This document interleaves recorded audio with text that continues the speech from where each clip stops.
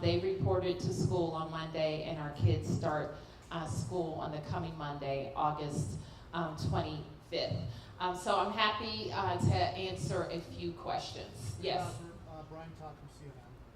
If you and the Chief could respond to this, could you respond to the Justice Department investigation into whether the Metropolitan Police Department allegedly manipulated crime stat data?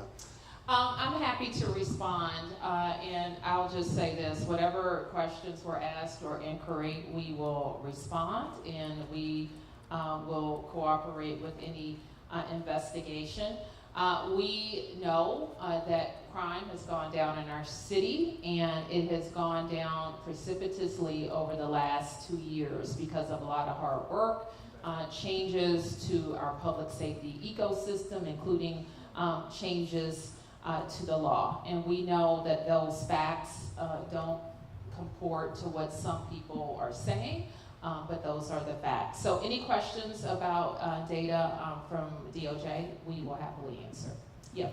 A follow-up to that question, in regards to the allegations, there also, or people against your office and what's being done are talking about the fact that in May, you also did have a commander who was placed on administrative leave on similar suspicions. That was done in May. Can you update us on that investigation?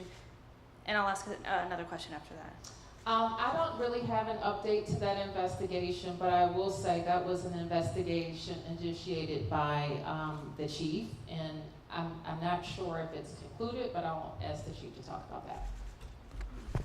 So I'll start by saying that it was an investigation that was initiated by me, and I'll close by saying we have not yet completely finalized the investigation. As most of you know, we don't talk about open investigations until it's complete.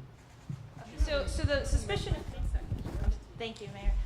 The suspicion of manipulating numbers is not new. In 2018, Fox 5 also reported on similar accusation, going through several FOIA requests and a lot of data as well. My question to you is, what's the plan here? How do you show the federal government that you're on tap and on top of and able to respond to what's going on? I think we can respond pretty simply. I'm not sure yet what questions we've gotten, so I'll just leave it saying that we will cooperate and answer their questions. You were next, I think. Yep. Any reaction to the Attorney General tweeted out this morning that the U.S. Marshal Service is now offering $500 to anyone who gives information that leads to an arrest in the district? Do you have any reaction to that? I don't have a reaction. We have a rewards program here for information that leads to prosecutions in certain crimes, and we have a very active program, and that has worked. Do you think that they're putting resources in the right places in the city?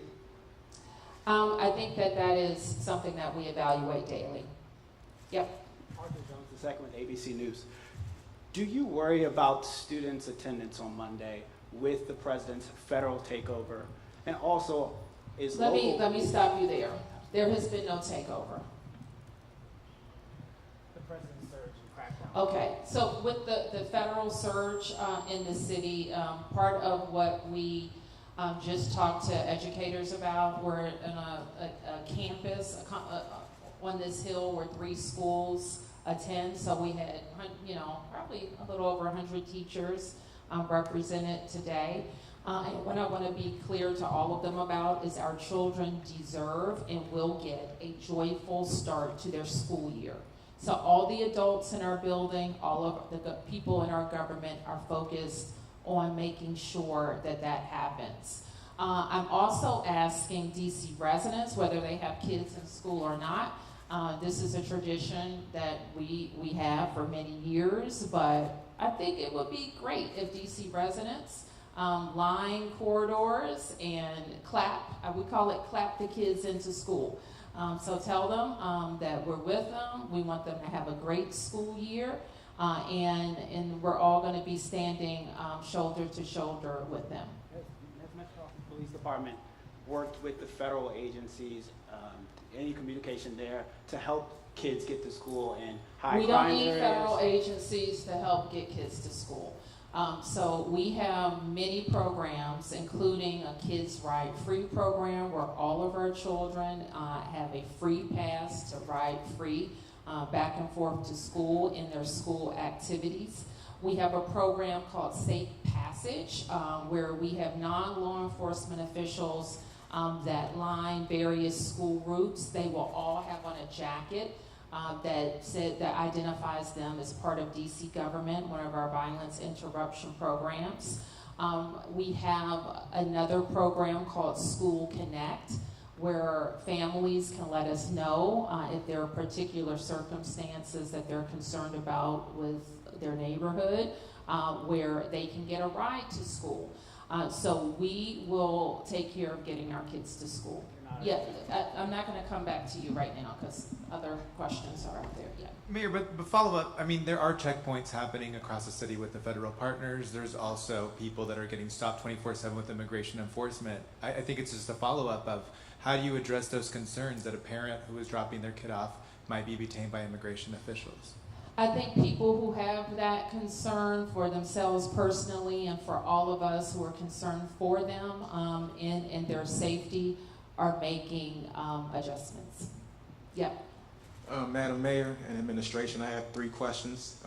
First question, what latitude do teachers have to explore the political, social, and historic context of the situation in the classroom? Second question, what safeguards are in place to prevent an overzealous response to physical altercations, given what we see currently federal infringement? And finally, we're going to take it to Ward 4. How is MPD preventing Officer Sutton and Lieutenant Zabasky and others who have been penalized in the past from repeating what they have done in terms of just their negative interactions with residents? Okay, your first question, I'm sorry. My first question is in regards to teachers. So what latitude do they have to explore? Yeah. So one thing I just emphasize to teachers that there's only one person in DC government authorized to do politics, and that's me. And teaching, however, they have the same latitude to instruct as they always have.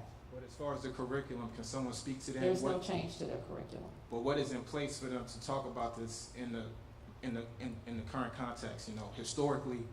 Let me ask the Chancellor how the public schools approach. Okay. Yeah, thank you, Sam, for that question. So, no changes to our curriculum.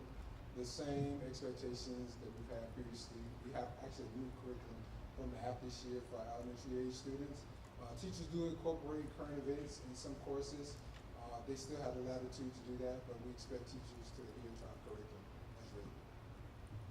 And as far as the physical altercations on campus, I've done reporting in the past. Students have complained about altercations on this campus. We wrote about BARD as well.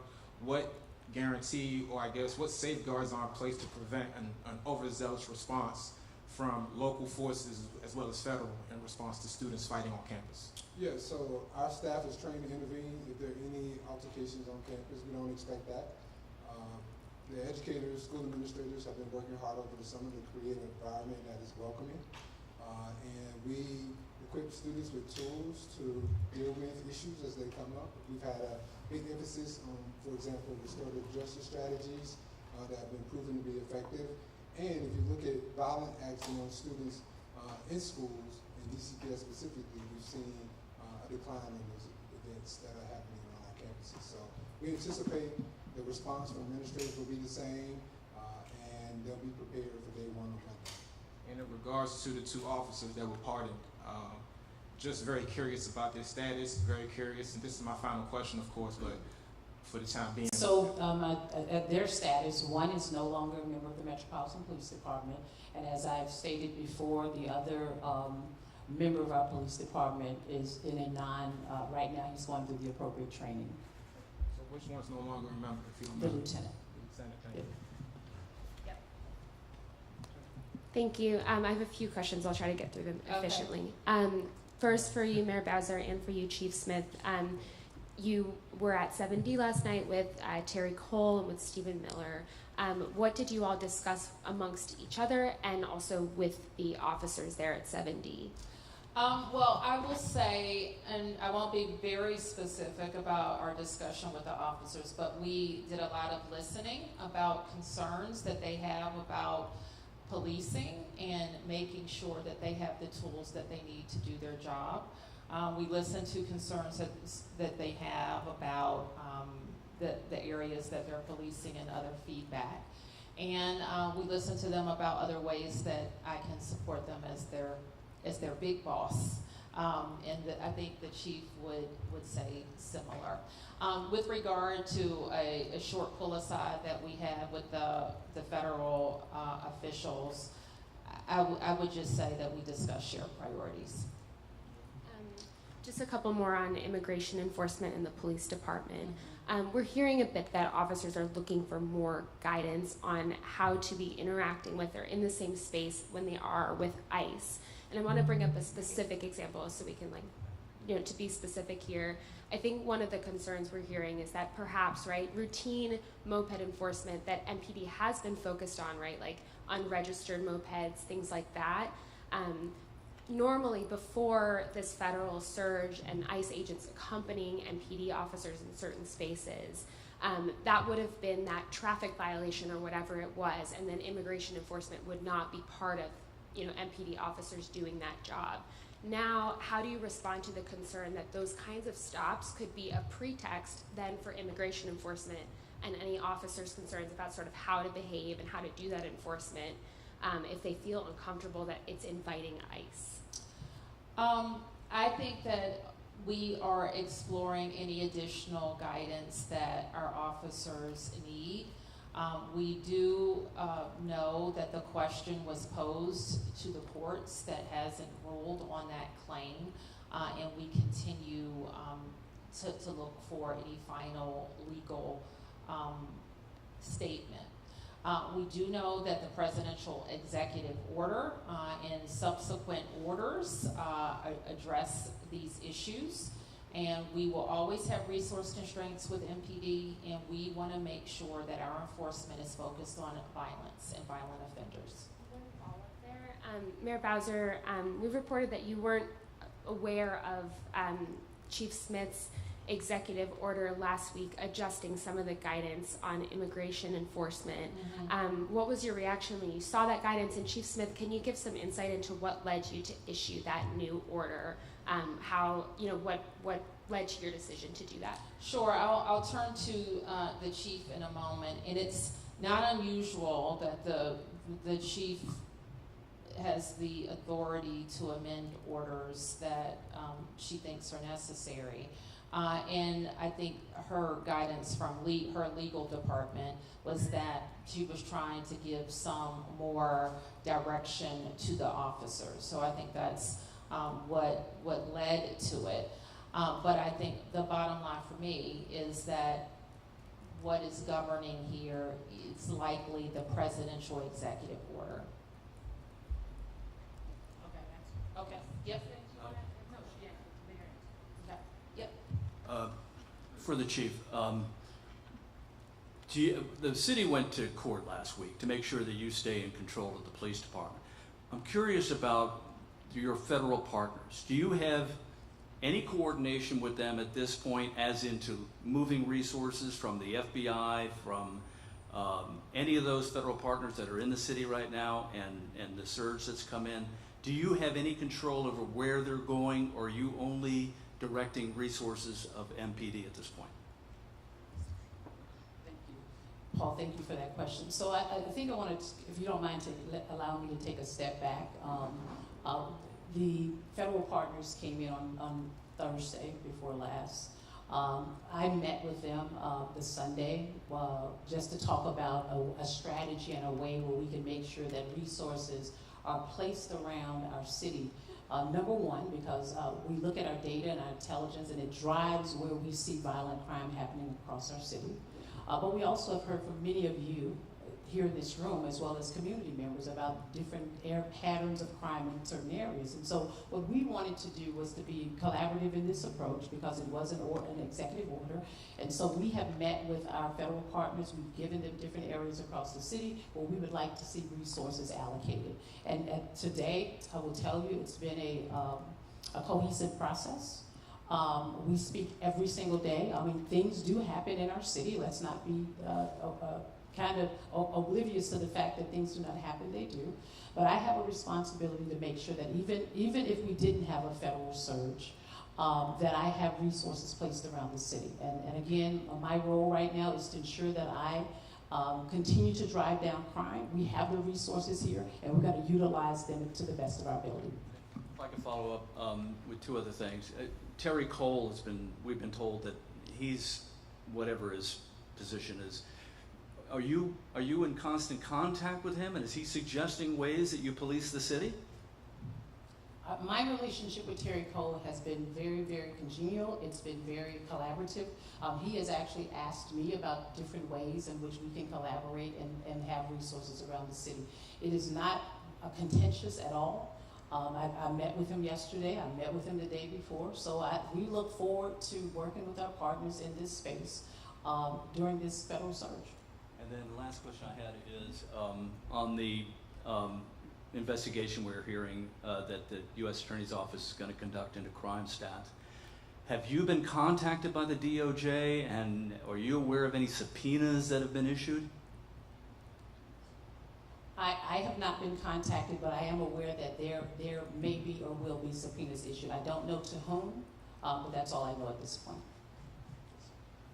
Chief Smith, just two quick questions. One, since the surge, thank you, are the federal law enforcement officers making arrests that are non-immigration, non-federal arrests? Yes. Yes. So not in the presence of the MPD? I would assume yes. They're making presence without MPD presence. Mm-hmm. And two, is the MPD making arrests in the last 2 weeks that they would not have otherwise been making had this new environment we're in this federal surge hadn't been happening? Have they been directed to make arrests that they otherwise would not have been making? No, I don't know. I mean, our officers are very well versed on DC law and DC code. With respect to this surge, let me say this also. We work with our federal partners all the time. We have a capital area regional task force where we have marshals, ATF, DEA, MPD embedded in those spaces. A violent crime suppression division, same thing. We have federal officers engaged in executing search warrants around our city on a regular basis. This isn't anything new. I think what the difference is that there's just an enhanced presence. So the same types of arrests, the same types of contact, the same types, Operation Rag Rights, the operations that we continue to do on a daily basis, the new initiatives that we launched when I first came in here, we just have an enhanced presence in that space. And again, our goal is to ensure that we drive down crime while our partners are here, and we will continue to do that. Okay, I'm gonna take a few more here. 1, 2, and I'm sorry, we could just keep them to like one question, not 5 questions. Can I get 2? I just had a Okay. quick, for the chief, I know we've been asking all week, and we're told that you had been talking to federal partners about the agents having masks on. Have you gotten any clarity or direction about what they can and can't do? Well, what I'll say is this, I've spent 20-some years on the federal side, and the concern is from some of our federal partners with the masks. I have not gotten clarity on it, let me be clear about that. It's under DHS, if I'm not mistaken. But for certain type of backcountry, if you will, or different types of events or marijuana eradication, some of our federal partners do have the ability to kind of cover their faces, and it's really about making sure that there are no threats coming to them once they've cleared the area. And so in this particular case, I have no clear guidance on the why and the how come, but I can only put on my federal hat from back in the day to say that I think that's what's happening. Lastly, So let me just add to that. We believe in our environment, an urban environment, that there's no reason for any official to wear a mask. We believe that it's not a law enforcement or just people that are in the umbrella of the Justice Department. You don't see them doing that. I think this is a good question for the Congress to prohibit law enforcement agencies that are going to be working in an urban environment from wearing masks. and just lastly for the Okay. chief, sorry, I know we've been seeing videos, sorry, I can't see you, chief. For example, last night, members in Columbia Heights kind of heckling and yelling for federal agents and ICE to leave. the area. We've seen that in other spots. So I'm just wondering if you have any concerns about how this is going to affect community relations that MPD is building with its community members, all of this. And so I've had conversations specifically with our federal partners with regards to that. We've come a long way in establishing positive relationships with our community. And what I want to be able to do is to ensure our community that we are working with our federal partners in that space. We do a lot of community engagement with our federal partners. This isn't new. So we want to try to see how we can enhance that and build upon that. What we don't want is for community members to interfere and get involved in things that is a police-related matter. This is either, thank you, Mayor, Josh Chapin from Channel 7. You'd said the other day about the need for 500 more officers on the street. What are you doing at this point to sort of set the table for that? And in the interim, you've talked about this a little bit, but can the feds help? You have all these sort of trained law enforcement professionals, but maybe the... I hope that's not one of you. No, my DC tags. Yes, so how can we tap into a federal surge is the way that we're thinking about it, and under what conditions would we want to tap into a federal surge? So we're answering those questions within. 500 more officers. How do you set the table? Well, I think that we want to be known as the place where everybody wants to work. There are some policy concerns among our current officers about the policing environment in the city, and we know that's going to require some changes to the law. So those are conversations I will have with members of the council, with police representatives as well. Yeah. Rebecca with 7 News. Oh, yeah. Thank you, Jano. A quick question, if I could, to the school leaders. We have back to school starting next week, and with the surge in town, do you think having more of these federal agents out and about, could that make it safer for back to school? Could that complement Safe Passage? As I already answered the question about our preparation for our kids, and we feel strongly that we're very prepared. And if we can ask to, if the chief or if the mayor, the White House is saying there have been more than 400 arrests since the surge here. Do we know what percentage are MPD, and do we know how many of those MPD arrests have to do with immigration enforcement? So, we've been talking about this quite a lot because we have ways that we introduce MPD data on weekly or monthly basis, and I think we're likely to stick with the way that we have been reporting. And I can't tell you exactly what they report or how they report or coordinate their number. I don't think we're going to do that. I think we're going to stick to how we report data and get it out more frequently. Has the federal presence helped MPD, or has it made things a little bit more challenging? So it's twofold, right? I hear from the officers on the street. Some of them have found it to be very helpful. Some people in the community have found it to be very helpful. I think that the intent, what people have to understand, is that with an additional 500 more officers, you're going to have more arrests. You're going to have more traffic stops and those types of things. So we have to anticipate that because we have an influx of police presence. In fact, a quick message from school leaders with back to school. What's your message to parents in light of everything happening? It's business as usual. We have prepared for this moment. We're ready to receive students. Our teachers, our educators, staff, school leaders been working hard this week in our pre-service week. You saw that earlier today. The energy in the room was very positive. That's going to carry into the first day of how we welcome our students back to campuses. You heard from the mayor. We're asking the community to clap in our students on the first day. I think surrounding our students in this first day of school is a great strategy, hopefully throughout the week. But we want our students to know that the schoolhouse continues to be the safest place for our young people, and we'll continue to hold that high. If whoever hasn't asked the question, okay, you got my question and you'll have the last. Thank you, Mayor. Matt Brown, Associated Press. The fire department said this morning that a person had to be extricated from a vehicle after a crash with a military vehicle of some sort. First, who is responsible for this, and have you spoken with the administration about the situation? I actually haven't gotten a readout on that collision yet, other than I know we had I believe one person transported for medical attention, so I can't really say more. And then, how has your relationship with the administration changed since the beginning of this federal crackdown, shall we say? Are you planning on being more conciliatory, more adversarial with President Trump and other federal officials? My plan is to represent the district and to do what is, my plan is to represent the district and navigate us out of this emergency, the president's emergency. Yep. Thank you, Mayor. Andrew Espitalia with News Nation. Vice President J.D. Vance and Pete Hegseth are about to speak at Union Station thanking the National Guard troops. Do you think placing the troops at major transit hubs or monuments is the most strategic deployment instead of, say, high crime areas? I don't think the National Guard should be used for law enforcement.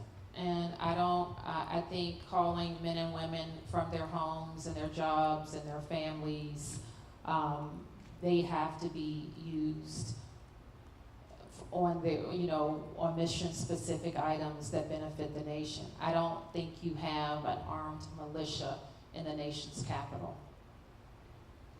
All right, I've done one complete round, and I'm going to have to. School related? Yes, school. School related. First time that we're going back to school with the cell phone ban fully in place in legislation. I've heard that you've already seen some positive outcomes in terms of the implementation in some of these areas. Can you give us some more insight into that, Chancellor? Thank you for the school question. This is our first year of cell phone-free environment for all DC public schools. Last 2 years, we've had a phone-free environment for our middle schools. We've seen great results from that. We did focus groups, surveys, gathering feedback from both families, students, and our educators and staff. Overwhelmingly, it's been positive and supportive of this. I had some focus group myself with some middle school students who said they were resistant at first, but they found themselves to be better connected with their peers, less distracted in the classroom. So we believe this is going to be a strong approach to ensure that our students continue to thrive. Our school leaders have been engaging with families and their school communities over the summer about their individual plans. And they've communicated with their families about what to expect first day. We'll be launching an effort in our central services team out in schools to help them with logistics for first day. And it'll look different from campus to campus, but I think the important note is the majority of our schools have already had these practices in place, and this will be new for a portion of our schools, and primarily for our high schools. And just the reassurance to parents. I know that was the biggest concern, right? Parents are like, if there is an emergency, I want to get in touch with my kids. It was the ongoing debate that we heard time and time again. Just what you tell parents. Yeah, it's a great question. I think we've helped families understand that if there's an emergency, the last thing we want students to do is to be on their cell phone, right? We want them to be focused on the guidance and directions that they're receiving from adults in emergency situations. And so I believe that that's clear. We also have a history of responding to emergency situations in schools that are cell phone free. And I believe that muscle is strong, and we train staff on how to respond. And so families should know in emergency situations, we're going to up them with just-in-time information so they can respond accordingly. But we believe that students should be focused on direction from adults in emergency situations. Thank you. Mayor, can you drill down a little bit more on your meeting with Stephen Miller and Terrence Cole? Were there any agreements struck? I've said all I'm going to say about that. I do want to ask the superintendent to talk a little bit more about school transportation. Good morning, everyone. OSSI, the Office of the State Superintendent of Education, transports students with disabilities who are eligible for transportation to and from school every day. We have a parent portal that is available at parent.ossi.dc.gov. Parents of students with disabilities who are eligible for transportation can go to this portal and make a selection. The first selection is telling us that you do not need transportation. The second selection is this parent stipend program, in which we will provide a stipend of $400 per month for parents to transport their children to school every day. And the third option is OSSI DOT transportation. If you have not yet signed up for this transportation and you have a child with a disability who is eligible for this transportation, please, once again, go to the parent portal at parent.oc.dc.gov and sign up. Thank you very much. Thank you. So that is, if you haven't signed up, sign up. Don't rely on the school to sign you up. So sign up. If you want to elect to drive your eligible child to school instead of putting your child on the bus, there's an incentive program to do that as well. And you may tell us that we don't need transportation after all. Maybe we got it last year, we don't need it this year. Tell us that. That saves, you don't want to know how much the city saves by not sending a bus to a home where we don't need a ride. The final thing that I will say is a reminder to all families that your child has a Kids Ride Free card. Metro is also allowing the children to download the card to their phone.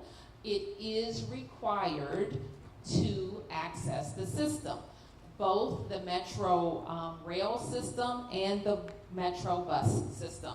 So to parents, remind your children, do not jump the fare gate. Remind them they cannot follow behind their friends. They cannot go through the side gate. They need to tap. They can use their card. The cards that they had last year at school, they work throughout the month of September, and they can download the app to their phones. So with that, have a great school year, DC. Thank you.